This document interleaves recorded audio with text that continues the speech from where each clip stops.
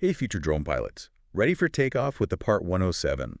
This deep dive is your secret weapon for acing that exam and mastering the wild world of airport operations and airspace. We've got your back with expert insights and memory tricks that'll have you navigating those test questions like a pro. That's right. We're breaking down complex concepts into bite-sized pieces, focusing on what's most testable so you can walk into that exam feeling confident and prepared.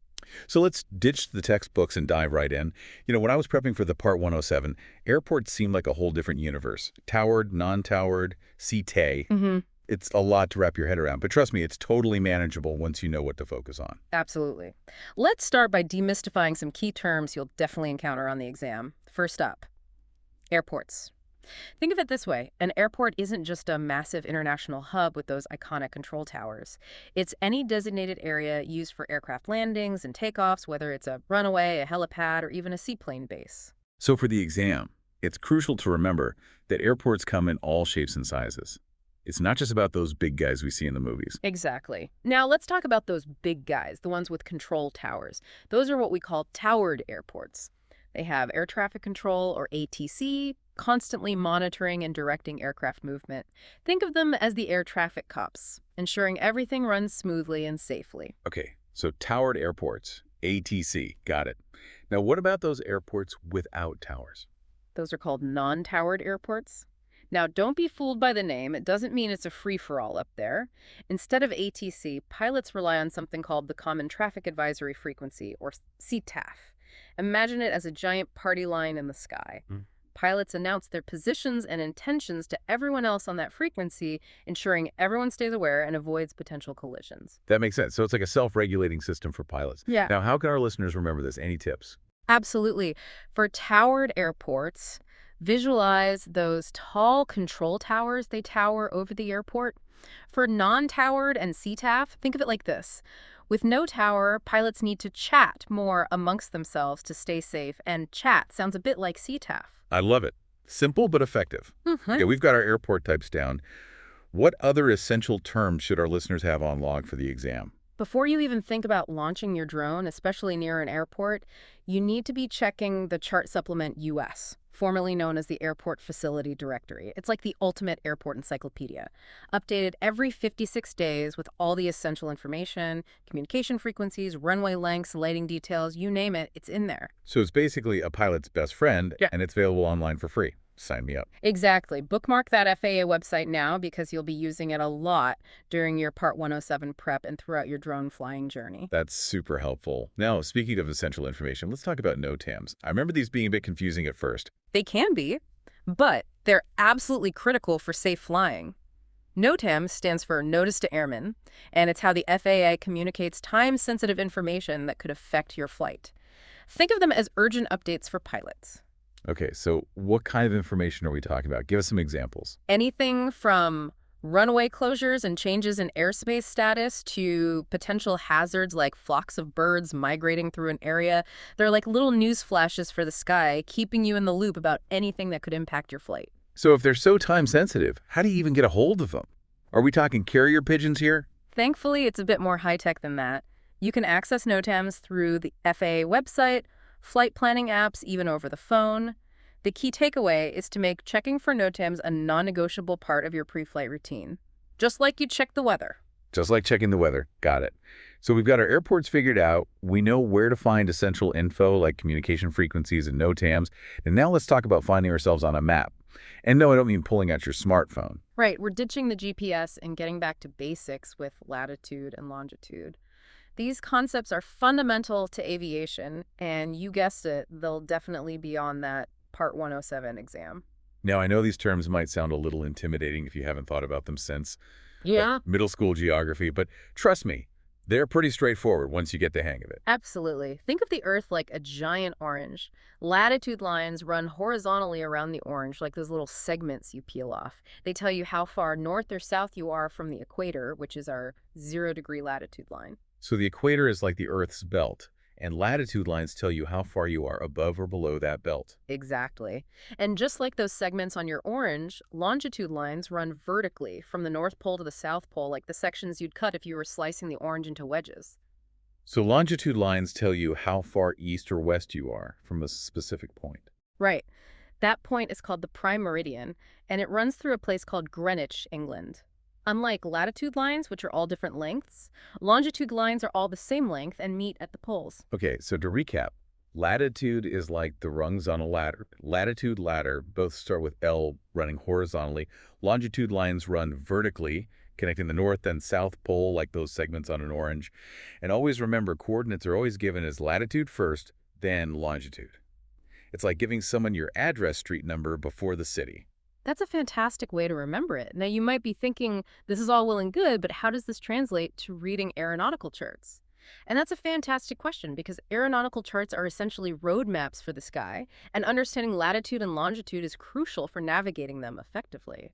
They're like specialized maps designed specifically for pilots, and just like those geographical maps we all used in school, they rely on a system of latitude and longitude to pinpoint locations. So let's talk about these aeronautical charts. They're not just static pieces of paper, are they? They need to be updated, right? Absolutely. And that's where those NOTAMs, which we discussed earlier, come into play again.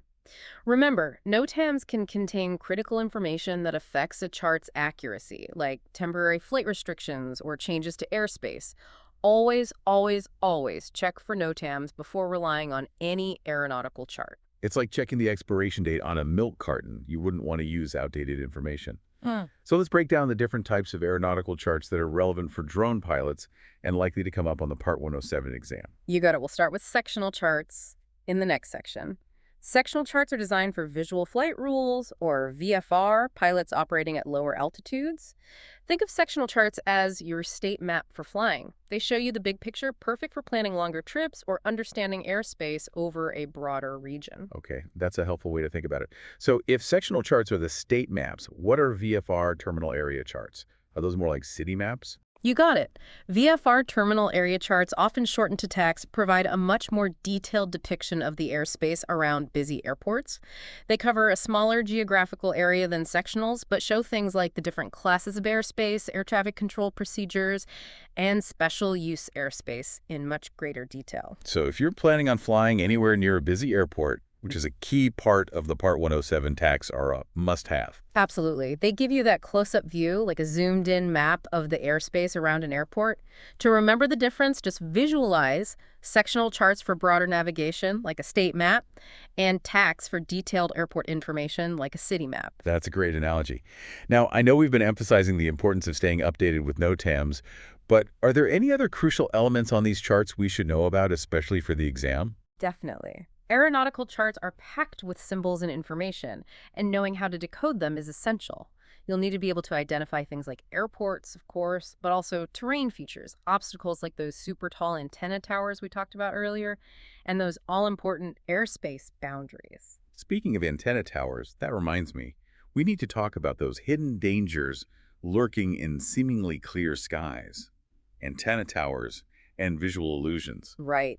Even in broad daylight, those massive antenna structures, some towering over 2,000 feet, can be surprisingly difficult to spot, especially with their guy wires extending outwards for hundreds of feet. And remember, even if you can see the tower itself, those guy wires, the cables that help anchor the tower to the ground, can be almost invisible. It's like having invisible tripwires in the sky. That sounds incredibly dangerous. It absolutely can be. That's why understanding these potential hazards is a critical part of safe drone operation. Aeronautical charts do their best to mark these structures, but remember, information on a chart can be outdated. So it's like double-checking the expiration date on that milk carton, even if you think it's still good. Exactly. Always be vigilant when flying in unfamiliar areas, and if you're unsure about something, don't hesitate to contact local air traffic control or consult additional resources. When it comes to safety, it's always better to err on the side of caution. Couldn't agree more. Now, shifting gears slightly, let's talk about those visual illusions you mentioned.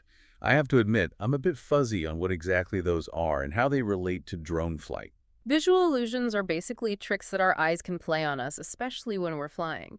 They can be caused by a variety of factors, like lighting conditions, terrain features, even our own motion. And they can lead to serious misjudgments about altitude, distance, even the horizon. So give us some examples. What kind of tricks are we talking about here? One common one is called empty field myopia. Imagine you're flying your drone over a large flat area like a field or a body of water.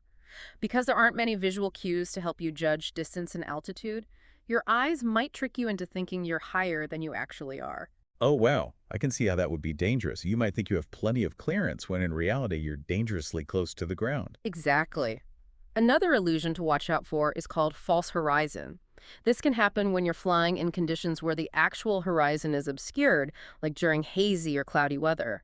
Your brain might mistakenly interpret a sloping cloud bank or even a dark patch of ground as the horizon leading you to fly at a tilted angle without even realizing it. So it's like your brain is trying to fill in the blanks, but it's filling them in with potentially dangerous misinformation. Precisely. That's why it's so important to be aware of these illusions and the conditions that can cause them.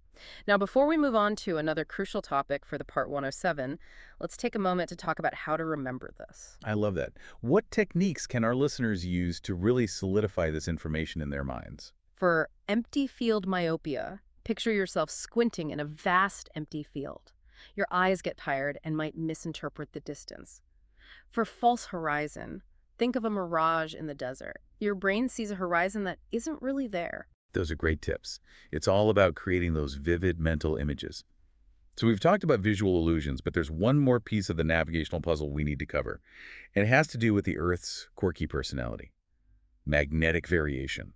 It's a concept that trips up a lot of people studying for the Part 107, but it's totally manageable once you understand it. Absolutely. In a nutshell, magnetic variation is the difference between true north, the direction towards the geographic North Pole, and magnetic north, where your compass needle actually points. Wait, so the compass doesn't point to true north. I thought that was the whole point of a compass. That's the catch. The Earth's magnetic field isn't perfectly aligned with its axis of rotation, so your compass might point slightly east or west of true north, depending on where you are on the planet. That difference is magnetic variation. Okay, so why is this such a big deal for drone pilots, especially those prepping for the Part 107? We're not exactly navigating by compass anymore, are we? You're right, we have fancy GPS systems for that now. But understanding magnetic variation is still crucial for interpreting those aeronautical charts we were talking about. Imagine you're plotting a course on a sectional chart. If you don't account for magnetic variation, you could end up miles off course, which is the last thing we want as drone pilots. Okay, that makes sense. So how do we actually account for this variation when we're planning a flight or reading a chart? That's where those handy-dandy isogonic lines on aeronautical charts come in. They look like curved lines running across the chart, and each line represents a specific amount of magnetic variation. It's like having contour lines on a topographical map, but instead of showing elevation changes, they show variations in the Earth's magnetic field. Exactly. When you're planning a flight, you find your location on the sectional chart, identify the isogonic line closest to it, and boom, you know the magnetic variation for that area. Then you factor that variation into your course calculations to ensure you're flying in the right direction. So to remember this, think of it like this. ISO sounds like island, and isogonic lines are like islands of equal magnetic variation on your chart. That's a great way to put it. It's all about making those connections to help you remember. Well, future drone pilots, there you have it. We've covered a ton of ground today, from airport operations and essential terminology to those sneaky visual illusions and the ever-important magnetic variation. Remember, knowledge is power when it comes to acing the Part 107. So review these concepts, practice those chart reading skills, and keep those questions coming. And don't forget those memory tricks. They're your secret weapon for keeping all this information straight. Absolutely. A huge thank you to all of our listeners for joining us on this deep dive into the world of airspace and navigation. We hope you found it informative, engaging, and most importantly, empowering as you continue on your journey to becoming certified drone pilots. And remember, if you're enjoying the show, please leave us a rating and review on your favorite podcast platform. It helps others discover the show and supports us in creating even more insightful content for you. Until next time, keep exploring, keep learning, and keep reaching for those skies.